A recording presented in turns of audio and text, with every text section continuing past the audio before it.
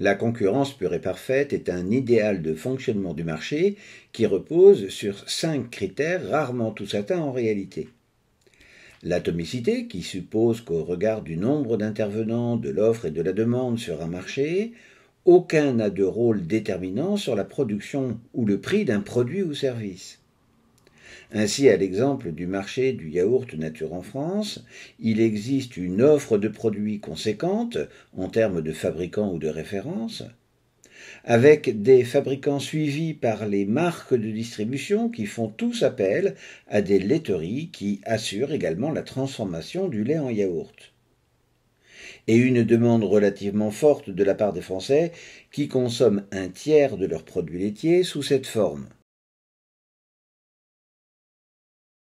Le critère de l'homogénéité d'un produit ou service repose quant à lui sur le principe que chaque unité mise sur le marché est identique et interchangeable avec une autre. Mais les stratégies des entreprises, la publicité et le marketing, mettent en avant la différenciation des produits, leurs caractéristiques supposées propres, et des distinctions s'opèrent ainsi entre les produits issus de l'agriculture biologique et les autres. Ainsi, Danone a-t-il mis en avant le bio-nature, ceux qui sont à base de lait entier ou allégé, ceux qui proviennent de lait de vache, comme Danone et sa marque lait de vache, ou alors de lait de chèvre et des brebis, ceux qui sont fabriqués selon les recettes traditionnelles, ou enfin ceux dont l'origine des produits ou le lieu de fabrication est française. Autant de critères de différenciation sur un même marché qui finit par créer des marchés complémentaires contribuant à rendre le marché principal moins homogène. Quant à la fluidité du marché, dans cette hypothèse, les entreprises sont totalement libres d'y entrer ou d'en sortir sans délai ni restriction. Or, les mouvements consuméristes et l'interventionnisme de l'État sont à l'origine de réglementations limitant parfois l'accès au marché ou compliquant l'activité des entreprises, comme l'usage de dates limites de consommation obligatoires, la présence de contrôles sanitaires stricts, l'usage de matières premières bien définies ou la présence de messages ou d'informations sanitaires, etc.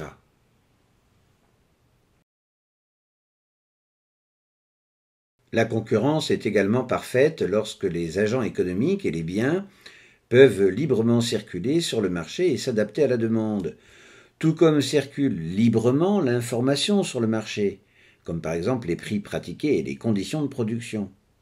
ce qui assure en partie le bon fonctionnement du système de fixation des prix par le jeu de l'offre et de la demande. Mais la traçabilité imparfaite des matières premières,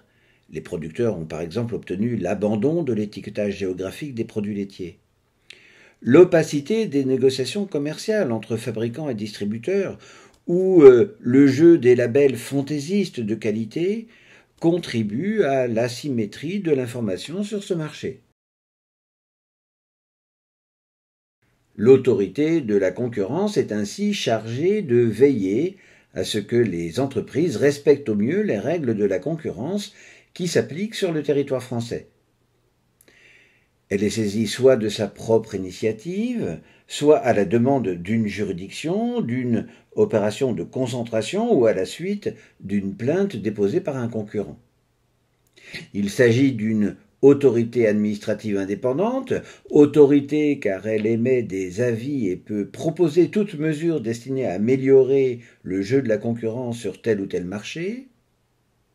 Elle détient également le pouvoir de prononcer des injonctions, c'est-à-dire des ordres de faire quelque chose, éventuellement sous astreinte ou des sanctions pécuniaires, mais pas celui de trancher les questions de concurrence déloyale ou de réprimer pénalement les individus ayant commis des ententes, les abus de position dominante ou de dépendance économique qui sont, eux, de la compétence des tribunaux. Elle est administrative car elle agit au nom de l'État français et indépendante car elle n'est pas sous l'autorité d'un ministre ou d'une administration. Elle comprend 17 membres nommés par le ministre en charge de l'économie, parmi des juristes, des professionnels ou des spécialistes en raison de leurs compétences dans ce domaine. L'abus de position dominante est le fait d'une entreprise ou d'un groupe d'entreprises qui, en raison de sa position sur un marché, va affaiblir le jeu de la concurrence, gêner ses concurrents ou décourager les entrants potentiels. Pour qu'il y ait abus de position dominante, il faut donc un marché délimité en fonction de sa position géographique ou des produits concernés, une situation de domination de ce dernier par sa capacité d'indépendance, c'est-à-dire à pouvoir seul prendre des décisions quant à la fixation des prix ou aux conditions de production, le nombre de parts de marché détenues n'étant pas nécessairement synonyme de domination, mais peut en être un signe extérieur. Mais surtout, car jusqu'alors rien n'est répréhensible, un comportement abusif qui peut découler de pratiques illicites ou de pratiques habituelles mais injustifiées dans la circonstance présente, dans le but, potentiel ou avéré, de fausser le jeu de la concurrence. L'autorité de la concurrence, autosaisie ou saisie à la suite d'un signalement ou d'une plainte d'un concurrent, peut alors prononcer des injonctions ou des amendes pécuniaires, les tribunaux pouvant condamner les personnes physiques ayant mis en place ces abus ou qui y ont collaboré d'1 an d'emprisonnement et ou de 75 000 € d'amende au plus, sans omettre le versement des dommages et intérêts aux concurrents victimes qui en feraient la demande. Au niveau européen, c'est la Commission européenne qui est l'homologue de l'autorité de la concurrence, avec les mêmes pouvoirs d'enquête ou les mêmes pouvoirs de sanction, lorsque le marché pertinent visé est de dimension européenne. L'abus de dépendance économique, quant à lui, nécessite un état de dépendance d'une entreprise ou d'un groupe d'entreprises vis-à-vis de partenaires, qui peut s'exprimer au regard de la notoriété des produits ou services fournis par un prestataire dont l'entreprise ne peut dès lors se passer, ou en raison d'engagements pris sur le long terme avec un partenaire, ou encore par la puissance d'achat d'un partenaire déterminé qui va représenter une part prépondérante dans son chiffre d'affaires, et alors qu'aucune solution équivalente ne pourrait être trouvée de façon satisfaisante pour l'entreprise en état de dépendance, tout à fait involontaire, mais dont son partenaire va abuser en exploitant celle-ci afin d'obtenir des avantages injustifiés. On peut citer comme exemple des ruptures de relations commerciales dans le but d'obtenir un meilleur prix, des accords de gamme obligeant à augmenter le volume de vente ou baisser le prix unitaire, d'obtenir des services de publicité ou de mise en avant quasi gratuite, etc. Dès lors, les sanctions de l'autorité de la concurrence ou de la Commission européenne sont strictement identiques à celles encourues en cas d'abus de position dominante. Et les personnes physiques qui y ont participé encourent les mêmes poursuites judiciaires. Enfin, les ententes consistent en des pratiques illicites, des rapprochements structurels ou des accords secrets, afin de limiter le jeu naturel de la concurrence en limitant l'accès à un marché pertinent aux autres entreprises, ou en faisant obstacle à la fixation des prix ou en se répartissant des marchés ou des sources d'approvisionnement. Ces ententes se mettent en place par des actions concertées, comme par exemple la création de syndicats qui opèrent de l'influence agressive ou un groupement d'intérêts économiques, en mettant en place des accords de distribution exclusives ou sélectives qui pourraient être discriminatoires, en s'échangeant secrètement des informations ou en ayant des pratiques communes de production de produits ou de fixation des prix. On distingue ainsi les ententes verticales qui rapprochent les entreprises intervenant à différents stades du circuit économique et des cartels qui rapprochent les entreprises d'un même stade.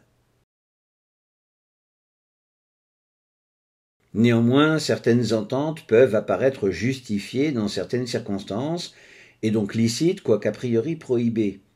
évidemment lorsqu'il s'agit de pratiques autorisées par les autorités, mais aussi celles que leurs auteurs peuvent justifier par le fait que ces ententes vont permettre de créer ou maintenir de l'emploi,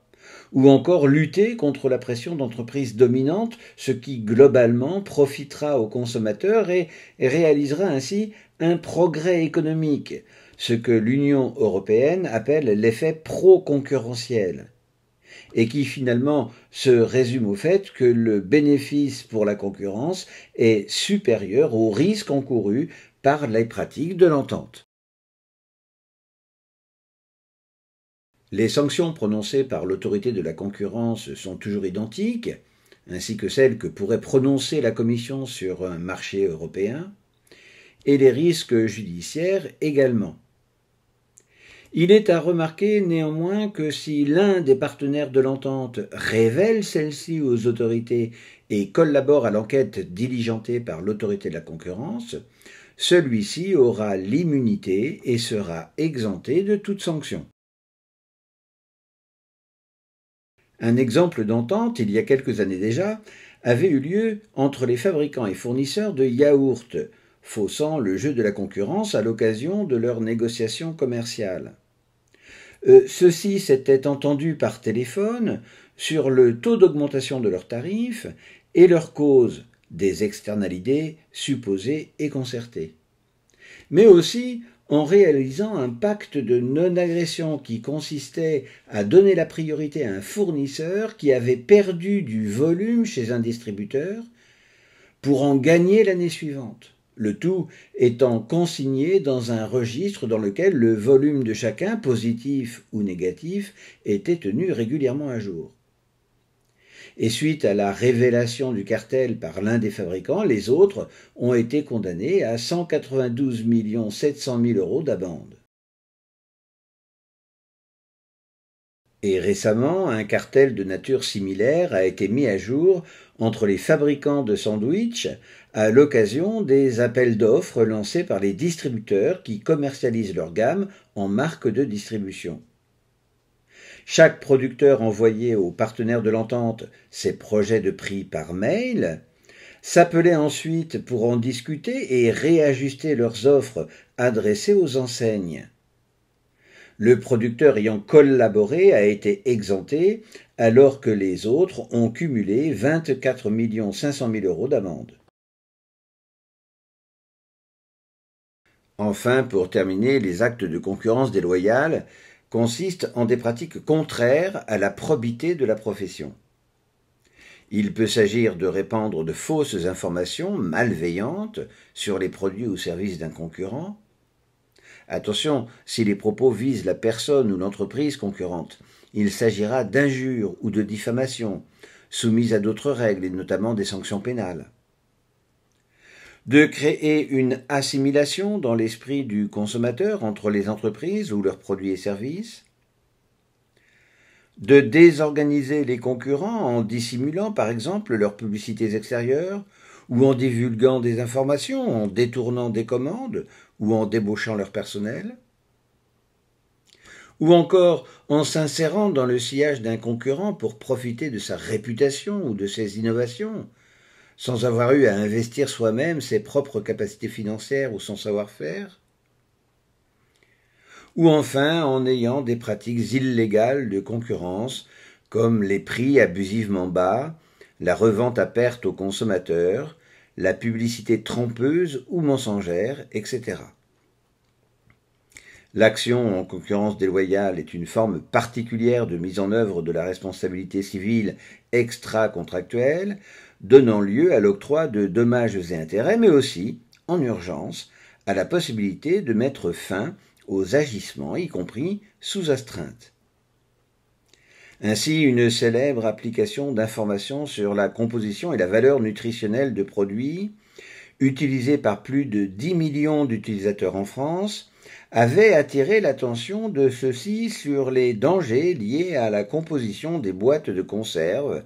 sur la base d'informations fausses, portant ainsi le discrédit sur une filière industrielle. Et elle a été condamnée à retirer ses propos de l'application sous astreinte de 500 € par jour.